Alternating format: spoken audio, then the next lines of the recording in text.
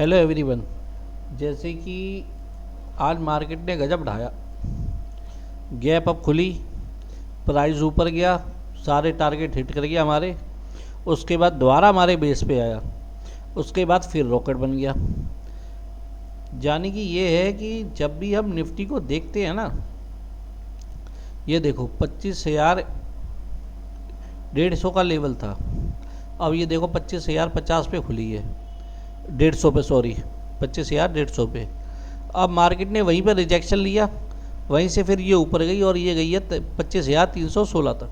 यानी कि 300 का इसका वो था, यहाँ पे ओ आई उस समय नहीं, उस समय यहाँ पे ओ आई ज़्यादा एक्टिव थे, जो उसको फिर ये नीचे ले गए। और फिर उसके बाद 25,000 पे ही इसने अपना सपोर्ट बनाया, क्रिएट किया।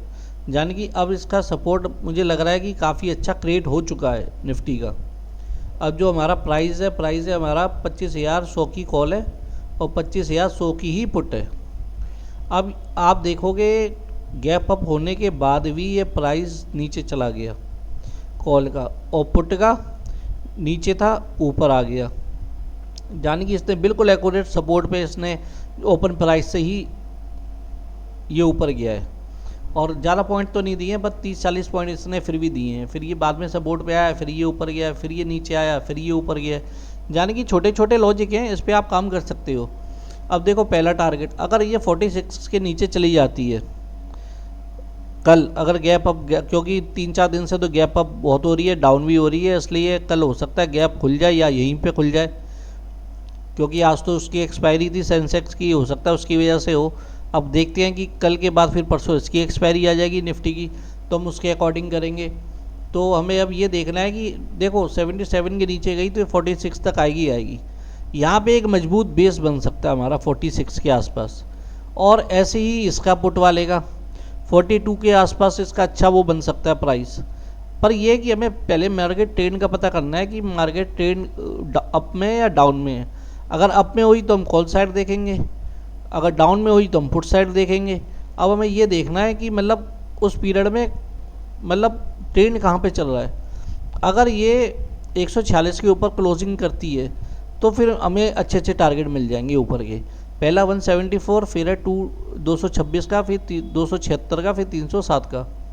और पुट का है आपका जो सेम ही प्राइस है दोनों के 25,100 के, ठीक है। अगर ये 139 के ऊपर क्लोजिंग करती है, क्योंकि यहाँ पे रिजेक्शन बहुत लिया है मार्केट ने आज, अगर ये रिजेक्शन करती है तो पहला टारगेट हमारा 187 का, दूसरा 223 का, फिर 268 का, फिर 318 का, ये हमारे टारगेट रहेंगे। और बाकी निफ्टी के सपोर्ट एंड रेजिस्टेंस बता देता हूँ आपको। फिलहाल जो अभी ओ आई डाटा है वो 25,000 पे अच्छे सपोर्ट बता रहा है, और रेजिस्टेंस बता रहा है 100 पे। रेजिस्टेंस हमारा भी ये बता रहा है, क्योंकि इससे ऊपर तो फिर बायर ही बायर बैठे हुए हैं। हाँ, अगर 24,900 पे आ जाती है तो यहाँ से हमें अच्छी वो मिल जाएगी, फिर हमारा टारगेट 25,100 का रहेगा। अगर हमें नीचे गैप डाउन खुलती है और यहाँ पे बीच में कहीं खोले और यहाँ तक आए, उसके बाद सपोर्ट लेके जाए, फिर हम यहाँ तक का टारगेट मान सकते हैं।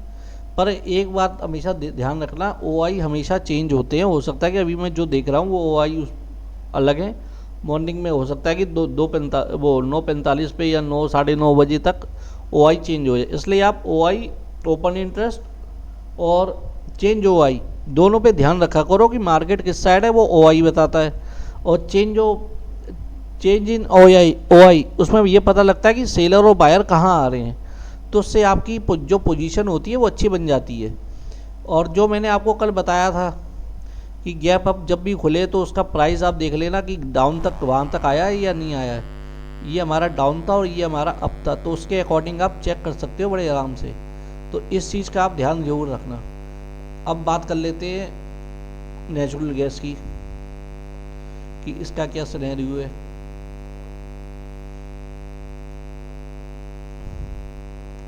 देखो अभी नेचुरल गैस का मैं अभी आपको बता देता हूँ। कॉमेडी में गए,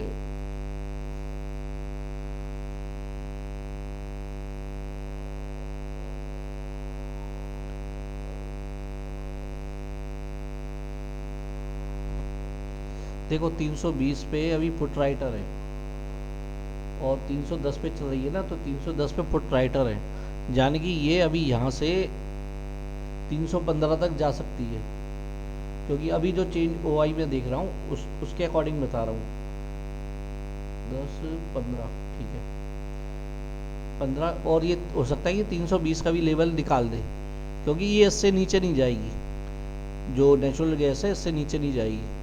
तो आप यहाँ पे एक पोजीशन अच्छी बना सकते हो, क्योंकि अभी तक आप देखोगे तो यहीं से जितनी बार भी गई है मार्केट, यहीं से उसने अपना बैक मारा है, और यहाँ पे भी आप देखोगे तो यहाँ से भी बैक ही गई है और अच्छे पॉइंट दिए हैं 315 तक। तो एक बार यहाँ पे अच्छी पोजीशन बन सकती है, क्योंकि 300 तक तो ये अभी जाएगी नहीं।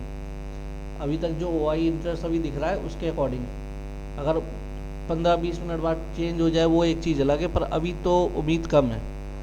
और रही क्रूड ऑयल की बात, क्रूड ऑयल का भी बता देता हूँ।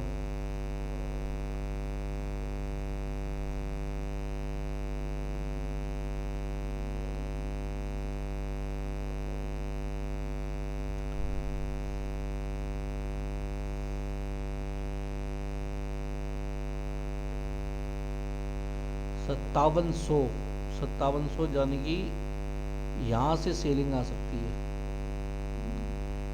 यहाँ से सेलिंग है 5700 से। 5700 से कहाँ तक जाएगी ये वो बता देता हूँ। 100 पॉइंट मान लो आप, 5600 के आसपास, और वहीं घूम रही है ये देखो। अभी छोटा सा लेवल है, ज़्यादा नहीं है, क्योंकि चेंज ओआई भी मैं देख रहा हूँ तो यही आ रहे हैं